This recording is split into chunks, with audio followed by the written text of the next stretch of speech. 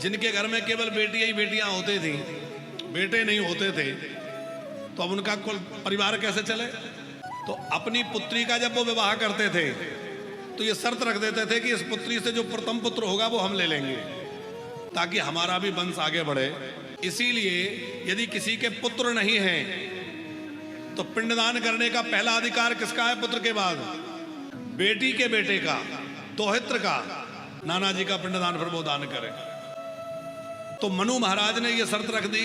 अच्छा, मनु जी ने क्यों रखी? उनको तो दो दो पुत्र हैं, प्रियव्रत उत्तानपाद दो बेटे हैं कि नहीं, पर उन्हें ये शर्त रखने की क्या आवश्यकता थी? उन्होंने ये शर्त इसलिए रखी, उन्होंने देखा कि मैंने अपनी बीच वाली बेटी का विवाह करदम जी से किया तो उनके यहाँ भगवान प्रकट हुए, भगवान उनके बेटा बन के आए, तो मुझे दोहित्र के रूप में तो भगवान मिल गए, अब अपने पुत्र के रूप में भी भगवान मिल जाए तो कहीं बड़ी बेटी के गर्भ से भी भगवान का जन्म हुआ तो वो भगवान मेरे बेटा बन जाएंगे। इसलिए उन्होंने इस लोभ में ये शर्त रख दी और हुआ भी ऐसा ही। आकुति जी के गर्भ से जो प्रथम पुत्र हुए वो साक्षात भगवान नारायण आए। क्या नाम रखा गया भगवान का? यहाँ कौन सा अवतार हुआ है? पंकज जी, कौन सा अवतार हुआ है यहाँ? यज्ञ नारायण। भगवान यज्ञ नारायण के रूप में प्रकट हुए और अपनी देवी को, पत्नी को साथ लाए। उनका नाम है दक्षिणा देवी। लक्ष्मी जी यहाँ दक्षिणा बनकर के प्रकट हुई है, भागवत जी में वर्णन है। यज्ञ नारायण की पत्नी है वो। अब वो शर्त के अनुसार मनु जी ले गए। मनु जी ने अपना पुत्र मान लिया यज्ञ नारायण भगवान को, पर इतना प्रेम करने के बाद भी मन नहीं भरा। क्या लगा कि अभी तो बेटी के कोख से जन्म लिया है, अब हमारी धर्मपत्नी की कोख से जन्म लीजिए, ऐसा मन में भाव था। तो मनु महाराज खूब यज्ञ नारायण भगवान के साथ रहे और बाद में अपना राज्य जबरदस्ती पुत्रों को सौंप करके कहां चले गए? नैमिषारण्य। और तीर्थवर नैमिष विख्याता नैमिष तीर्थ में जाकर के मनु जी ने और शत्रुपा जी ने तपस्या करी। कठोर तप मनु जी ने किया और मनु महाराज का तप देख करके बार बार ब्रह्मा जी आए, वरदान मांगो। बोले नहीं, आपसे नहीं मांगना। शंकर जी आए, वरदान मांगो। बोले आपसे नहीं मांगना। भगवान नारायण आए, बोले आपसे भी नहीं मांगना। विधि हरिहर तप देखी अपारा, हरिहर तप देखी अपारा, मनु समीप आए बहुबारा, समीप विधि हरिहर तप देखी अपारा, विधि हरिहर तप देखी अपारा, मनु समीप आए बहुबारा, समीप आए बहुबारा, परम धीरे नहीं चलई चलाए,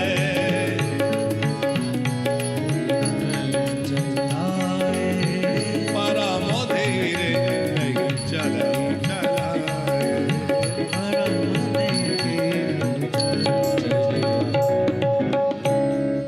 परम धीर बुद्धि के महाराज मनु हैं। ब्रह्मा विष्णु महेश के बार बार कहने पर भी इन्होंने तप नहीं छोड़ा, फिर भी तपस्या करते रहे। अब किसके लिए कर रहे हैं?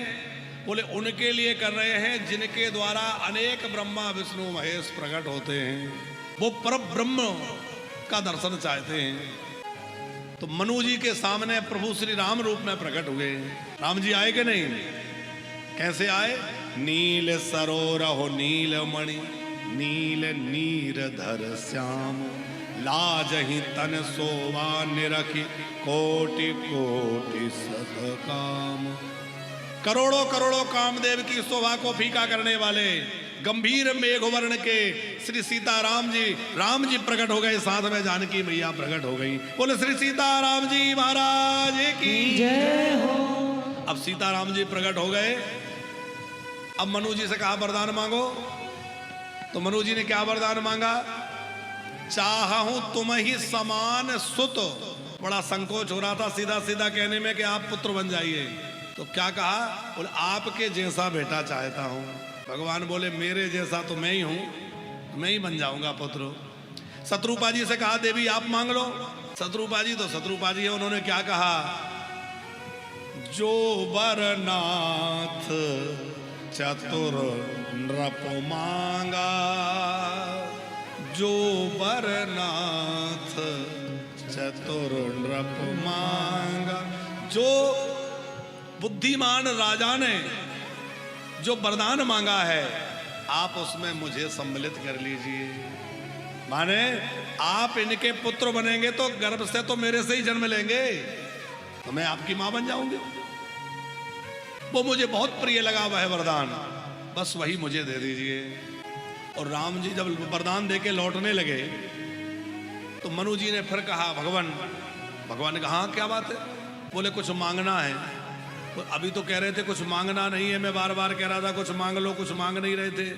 और बड़े संकोच में कहा आप पुत्र बन जाइए। मैंने कहा ठीक, अब क्या मांगना है? बोले थोड़ा कुछ मांगने का मन हो गया। क्या मांगना है? मांगो। तो मनु जी ने क्या मांगा?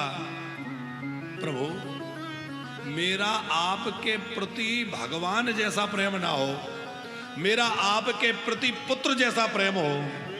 सुत विषेक पद तब रति होई, मुँह जड़नाथ कहें सब। भले ही मुझे लोग मूर्ख कहें, भले ही लोग मुझे चाहे जो कुछ कहें, पर मुझे आपके चरणों में पुत्र जैसा प्रेम हो जाए। पर वो प्रेम ऐसा वैसा ना हो, कैसा हो। बड़ी सुंदर उपमा को श्री मनु जी दे रहे हैं। कैसा प्रेम हो जाए कि मनी बीनो फाणी जीमो, जालो बिनु मीना, और ममो जीवन तिमी तुम्हि अधीना।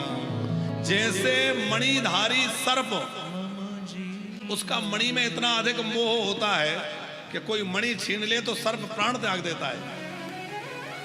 जैसे मछली का जल से प्रेम होता है। अच्छा, जल में तो तमाम जीव जंतु रहते हैं, मेंढक भी पानी में रहता है, सर्प भी पानी में रहता है, कछुआ भी रहता है। कछुआ को पानी से बाहर निकाल दो तो मरेगा, मेंढक सर्प नहीं मरेंगे। मछली को निकाल दो तो मर जाएगी। तो प्रेम तो पानी से सब करते हैं, लेकिन जैसा मछली करती है वैसा कोई और नहीं करता। तो दशरथ जी कह रहे हैं कि मुझे वैसा प्रेम ना हो कछुआ मेंढक जैसा, मुझे मछली जैसा प्रेम हो कि आपके बिना मैं रह ना पाऊं, आपके बिना मेरे जीवन की कल्पना ना हो।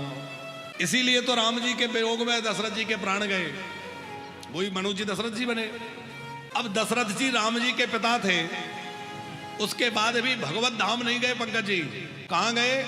राव गयो सुरधाम। सुरधाम माने स्वर्ग, स्वर्ग में गए। तो भगवान के पिता थे, अरे भगवान का नाम लेने वाला तो भगवत धाम चला जाता है, फिर ये स्वर्ग में क्यों स्थित रह गए? एक कारण तो ये है कि ये भगवान के प्रति भगवान जैसी बुद्धि नहीं रखते थे। इन्होंने वरदान मांगा था कि मुझे आप में जो है पुत्र जैसा प्रेम हो, तो वो भगवान को पुत्र ही मानते थे, इसलिए वो स्वर्ग में ही स्थित रहे। दूसरा कारण यह है कि उनकी इच्छा थी कि मैं राम जी को राज सिंहासन पर बैठा देखूं। अब यदि वो मुक्त हो जाएंगे तो फिर राम जी को राज तिलक होते कैसे देखेंगे? तो वो स्वर्ग में चले गए और स्वर्ग में स्थित रह करके उन्होंने राम रावण का युद्ध भी देखा। और राम रावण का युद्ध देखने के बाद राम जी का राज तिलक देखा, और राम जी का राज तिलक देख करके बाद में भगवत धाम चले गए। अब आप कहेंगे पंकज जी, कोई कहे कि वो भगवत धाम इसलिए नहीं गए कि पुत्र जैसा प्रेम था, तो फिर वो बात झूठी पड़ जाएगी कि जासु नाम सुमेरा तो एक बारा, और नर तरहि भव सिंधु अपारा। कैसे शरीर त्यागा है दशरथ जी ने? राम राम कही राम कही, राम राम कही राम, तन पर हर रघुवर बिरह, राव गयो सुरधाम। तो राम राम कह के शरीर त्यागा है तो निश्चित ही भगवत धाम चले जाते, पर जानबूझकर ये रुक गए कि अभी नहीं। अब प्रभु इतनी कृपा करिए कि मैं राम जी का राज तिलक दे जाऊं, राम जी सिंहासन पर बैठ जाएं, उसके बाद ही मैं प्रयाण करूंगा, तभी मैं जाऊंगा।